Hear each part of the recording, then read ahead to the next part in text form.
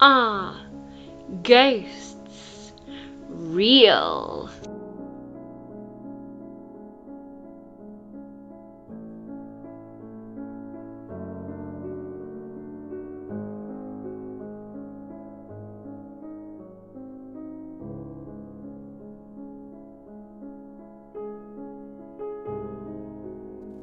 Men use, if they have an evil turn, to write it in marble, and whoso doth us a good turn, we write it in dust.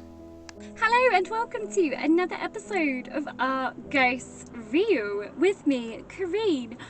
I am extremely excited by this one. As you can see, I am in my car. I'm on the main road, so there's a lot of traffic coming past.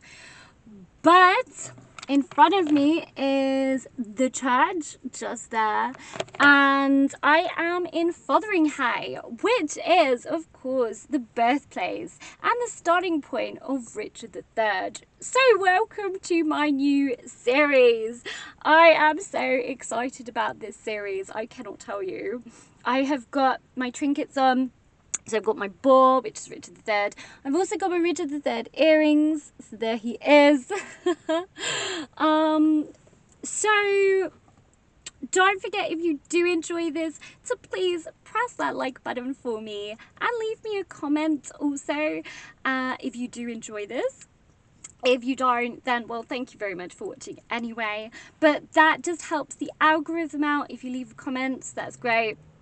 Also, as well, if you haven't subscribed, press subscribe. So my the whole start of this really started about 2 years ago, 3 years ago, 2 years ago, when I went to Bosworth Fields. I have always been a Ricardian, but I want to follow the man behind the mystery. And also, I just want to see whether or not his spirit still lingers, because of the way he died. The way he died was absolutely horrific. There was at least 11 wounds, most of them being to his head, which does suggest that his helmet came off in battle. And also there is trauma and injuries to his pelvic area, and that would have been potentially after he'd been killed. So again, back in those days, that was really dishonorable, like to do something like when the person has already died, to then, like, you know, go further. It's an insult, basically. It's a massive insult. So, you know, do you guys believe that trauma does play after death? Do you think that that we cannot maybe move on if we have experienced trauma?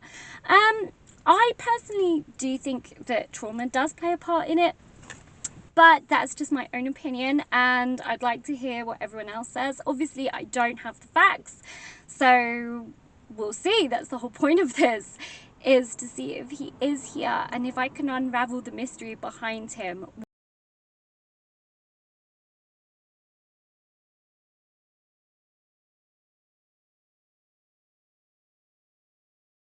Was he cruel? Was he like Shakespeare said and Thomas Cromwell said? Or was he not, and it was actually Tudor propaganda? Who knows? Who knows? I mean, they obviously did want to make sure that they were solidified the throne. But anyway, enough of me prattling on. The other thing I will also be searching for here is Mary, Queen of Scots, because she also was actually killed, well, not also, but she was killed here by Elizabeth I. So, without further ado, let's get going. So let's get into this.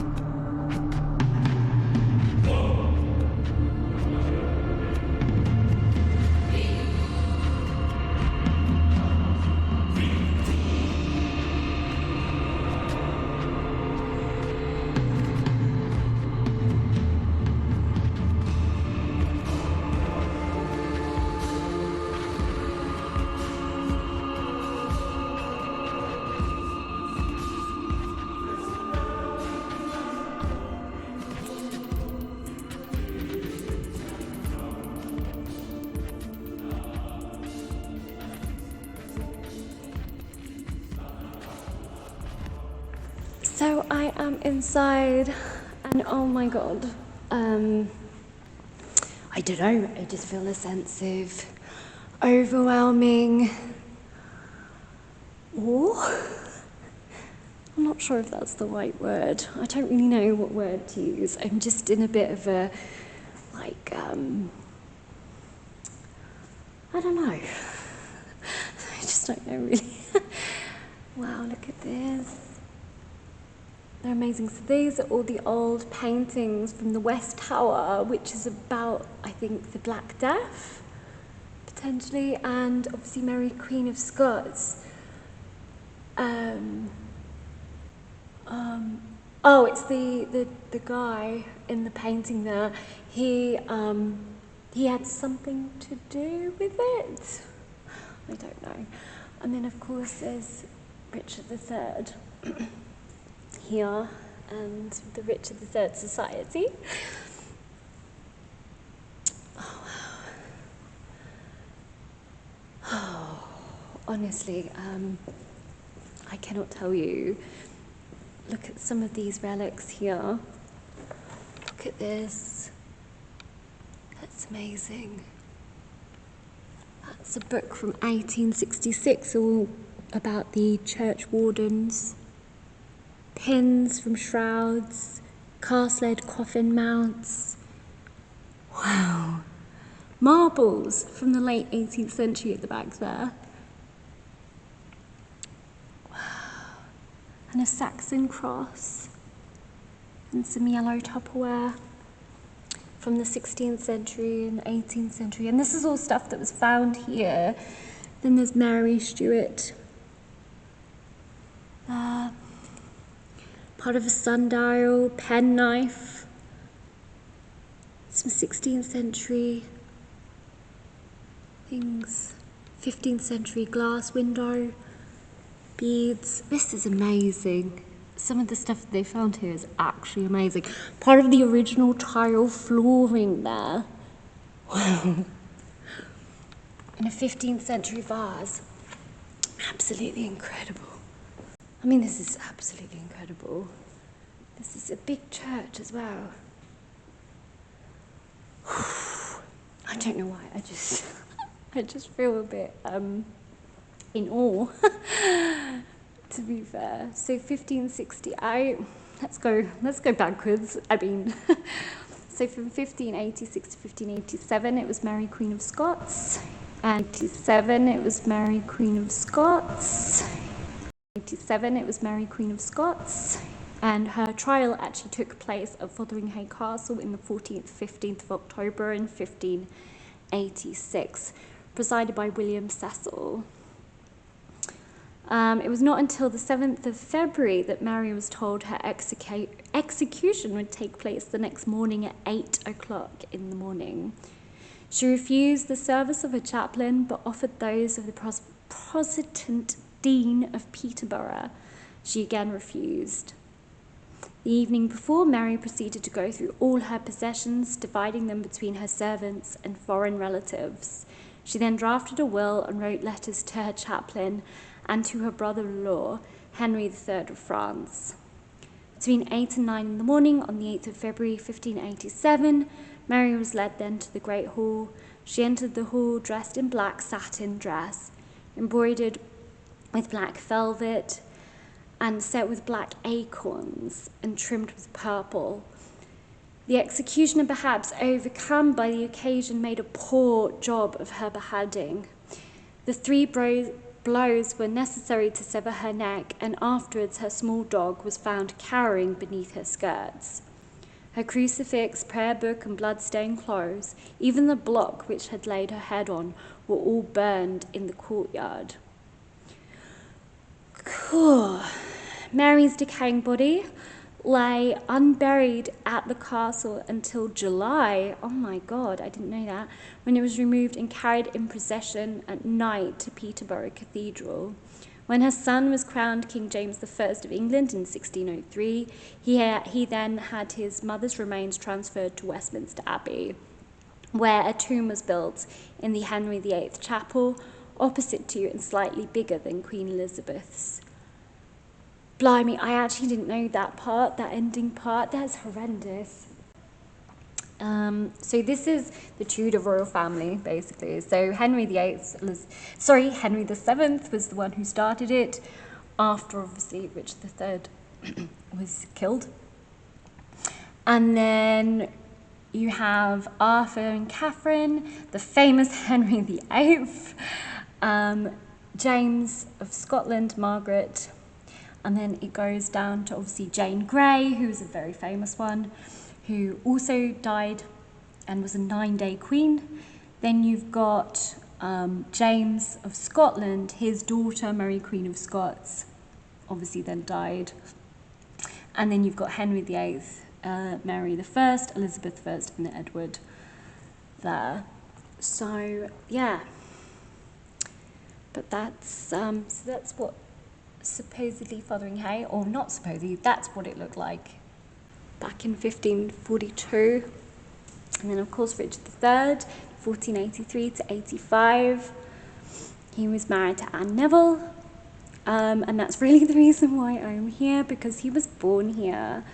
Then there was 2 major rebellions against him, one in 1483 led by Henry Stafford, and then another in 1485 led by, of course, Henry Tudor, who was this dude here.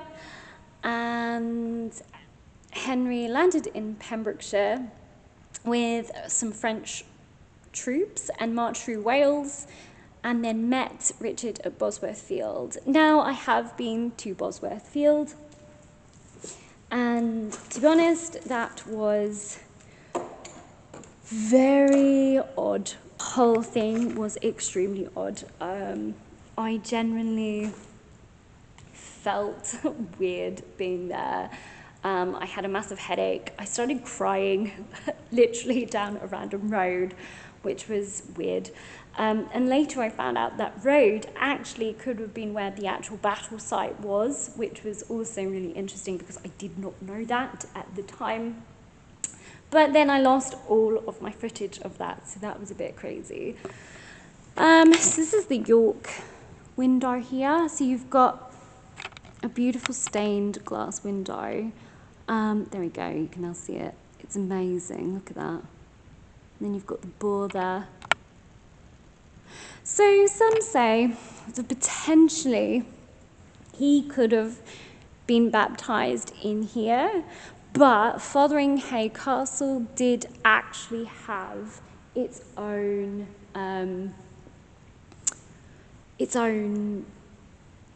chapel. So I don't think so, but he certainly could have come in here. So I could be standing where Richard III stood at one point, or came at one point, which, I don't know, like I feel that's definitely really, wow.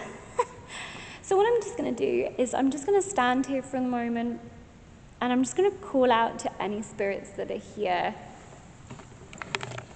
And I've just noticed there is a big, there we go, big skeleton picture there. So if there is any spirits here, my name is Corinne. I mean you no harm. I am a Ricardian, as they call us. And I'm in search of Richard III.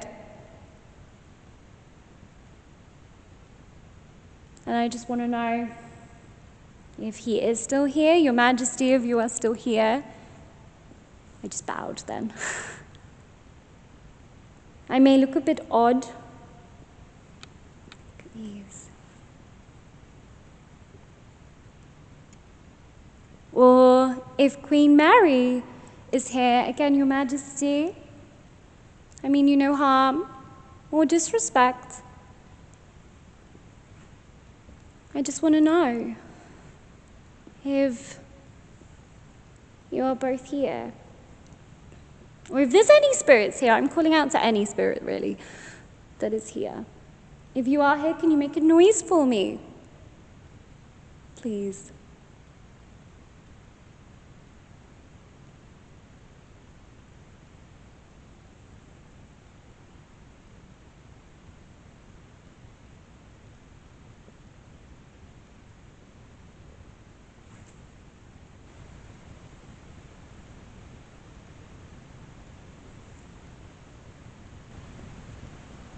Don't know what that was. I heard a really faint noise then.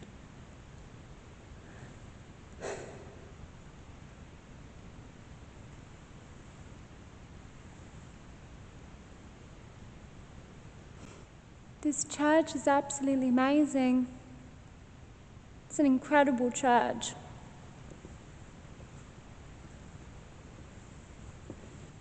Do you like being here? If you do like being here, again, can you maybe tap on something?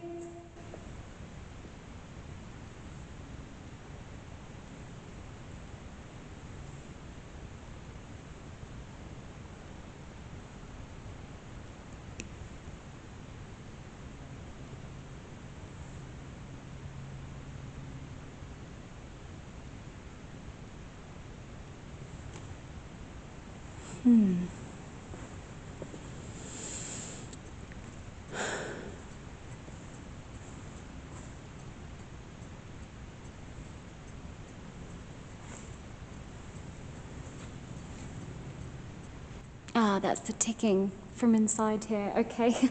I could hear something then, and I was like trying to figure out what that was. But I think that's the church bells. It's really amazing. Oops. Beautiful. King Richard III.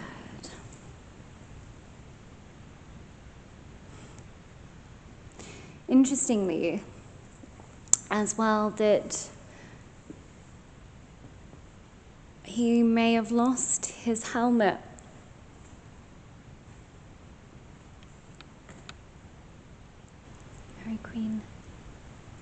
Very Queen of Scots, who was buried now in London, but died here. I came to Fotheringhay to honour my Queen, Theodore Napier from Australia. Oh wow, that's amazing.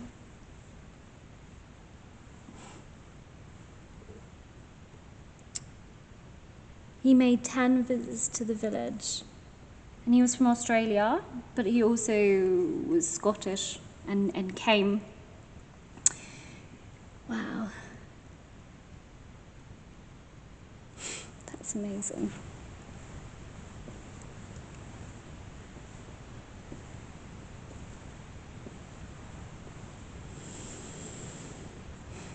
This is an old carriage from 1897. That's amazing. It's just such beautiful artifacts and things here. They're incredible. Beautiful old Bible here.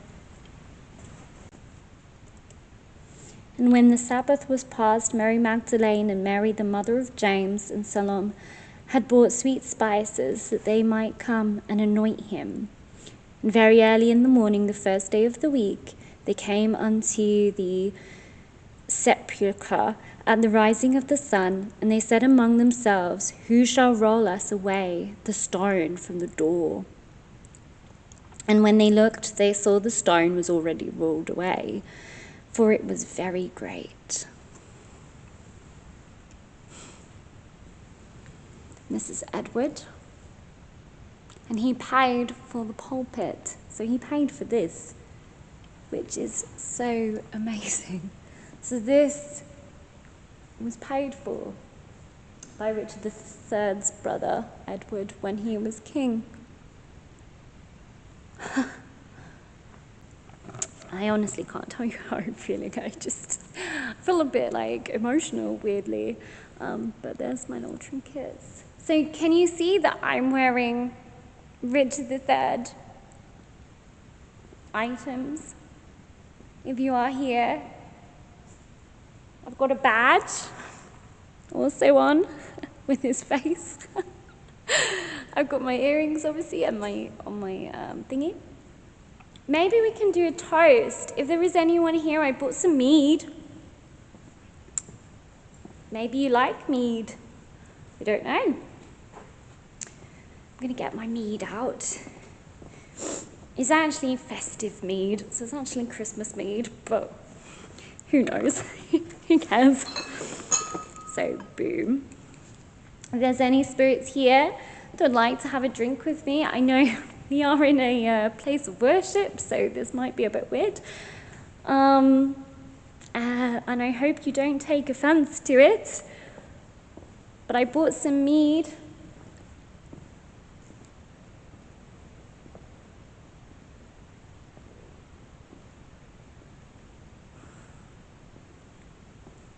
I can put it down if you want.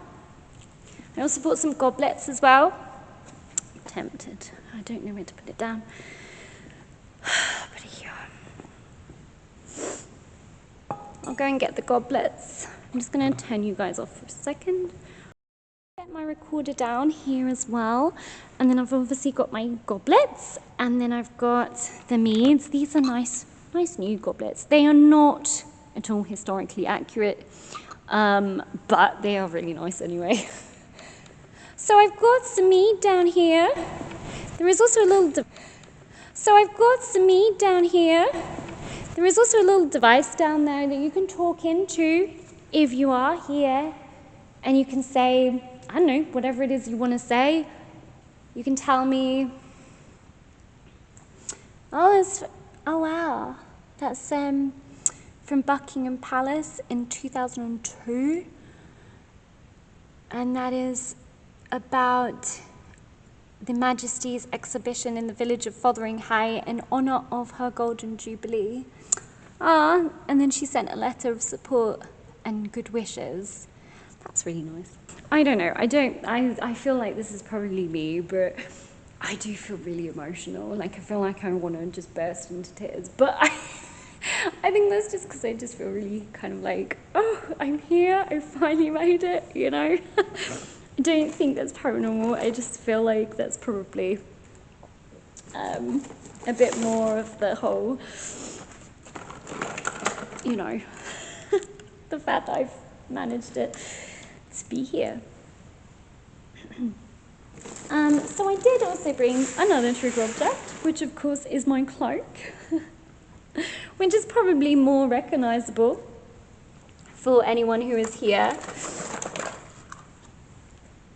You probably may recognize this one a bit more. I'm just going to put... You might recognize the fact that this cloak here is something you guys would have worn. Whereas what I'm wearing here right now is potentially not, well, definitely not historically accurate. So I'm just going to put my cable there as well. So if there is any spirits here,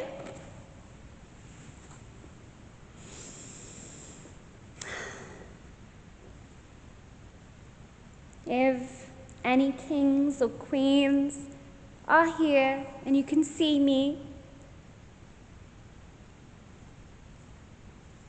can you tell me your name? Or if anyone is here, can you tell me your name into the device? Ooh, that was me. Into the device over there by that cup, please. I mean you so much respect.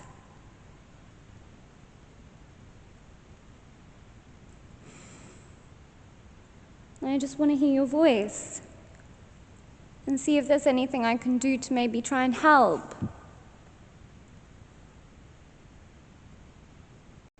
We all have a story, and sometimes we just need the story to be told.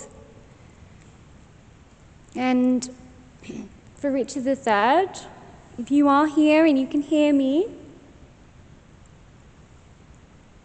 please let me know what I can call you, Your Majesty. Ooh, that was big. That was a big tap then. Thank you to whomever that was, if that was you. Ooh, that was big. That was a big tap then.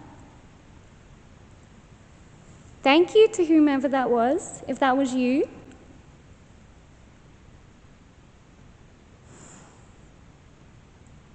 Am I talking to someone?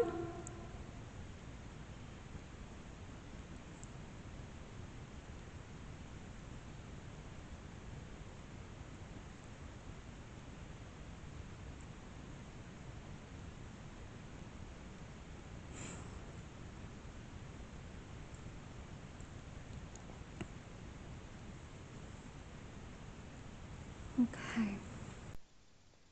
Right, so this is the end of part 1. I've decided I'm going to put this into 2, or maybe even 3 parts, because I got quite a lot of footage from here. But let me know what you think about what's going on so far, and whether or not you heard some of the EVPs. So far, it's interesting, I think, what I've caught, especially that big tapping or knocking sound.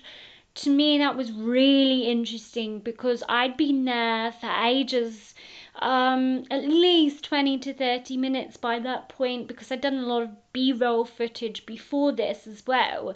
So, but there is no clock on the outside of the thing either, and I'll put a picture up so you can actually see that there is no clock, because I was thinking maybe it's that mechanism that is making that noise.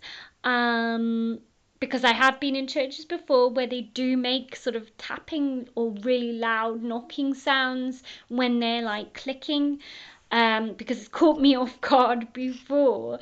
So this time I was like, no, I'm prepared for that, but there is no clock, so I'm interested. But anyway, let me know in the comments what you think. Thank you so much to the Jazda Squad and everyone here who's tuning in and joining me for this journey. I cannot tell you how this made me feel. It made me feel overwhelmed with emotions, and different types of emotions as well. To think, I mean, personally, I don't think he was baptized in this church, because the castle, which you will see as I'm doing a video from there too, that is where he was born, and it had its own chapel. But that's not to say that maybe he didn't come here, and so the fact that I potentially have been in a place where, he could have been, he could have stood, that to me was just overwhelming. I was having a bit of a fangirl moment. I'm not gonna lie. Anyway, I hope that you enjoyed part 1, and I hope you enjoy part 2. And please don't forget to smash that like button and subscribe if you haven't already, so that you don't miss part 2, and also everywhere that I'm going to on this journey. It's going to be an epic journey all around England.